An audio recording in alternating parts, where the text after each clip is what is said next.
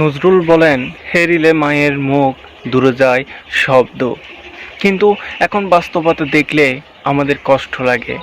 7 দিন ধরে পচে গুলে মায় একটা বাসার মধ্যে মায়ের মরদেহের মধ্যেই পোকা চলে আসে। কিন্তু আফসোসের কথা হচ্ছে যে এই মা তাদের এত কষ্ট করে বড় করেছে এবং একজন সচিব, একজন একটা বিখ্যাত বিশ্ববিদ্যালয়ের শিক্ষক এবং আরেকজন কানাডায় থাকেন। তাদের এত টাকা পয়সা থাকার পরও, আগে এত বাসায় তাদের ফ্ল্যাট রাখার পরও তারা মাকে দেখার সময়টুকু পায়নি। মা যে পচে ঘুলে শেষ হয়ে গেল তাও জানে না। সে রুমটা দেখলে অবাক লাগে, সবগুলো ময়লা আর ময়লা, কাপড়ের টিকটায় সব জায়গায় যেন লাগতেছে বছরকে বছর এই রুমটাগুলো বা এই বাসাটাই পড়ে থেকেছিল এইভাবে। কীভাবে 75 বয়সী মা থেকেছে আল্লাহই ভালো জানে। তিনি মৃত্যু কিভাবে করেছে কেউ জানে না।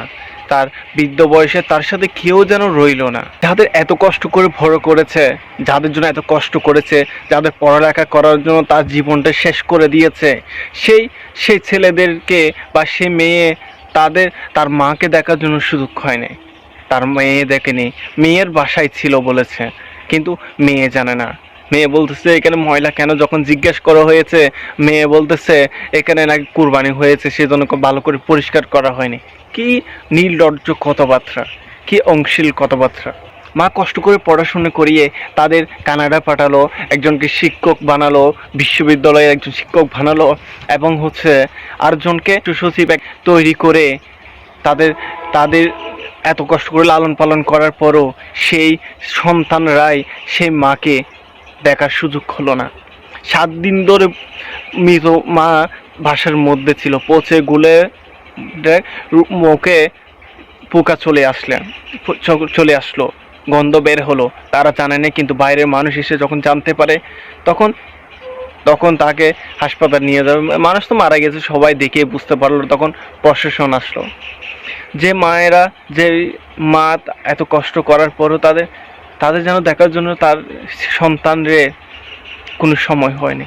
এমন নির্লজ্জ দেখেই আসলে আমাদের কান্না চলে আসে। কার জন্য এত কষ্ট করেছে, আফসোস লাগে, আফসোস। এমন সন্তান থেকে তাকাচ্ছে না থাকাই ভালো।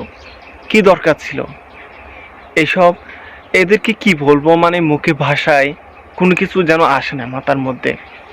কি বলবো? ছি, আমরা কেমন একটা অধপতনের দিকে যাচ্ছি। আমরা কেমন একটা নির্লজ্জ অস্তিত্বের মধ্যেই বসবাস করছি।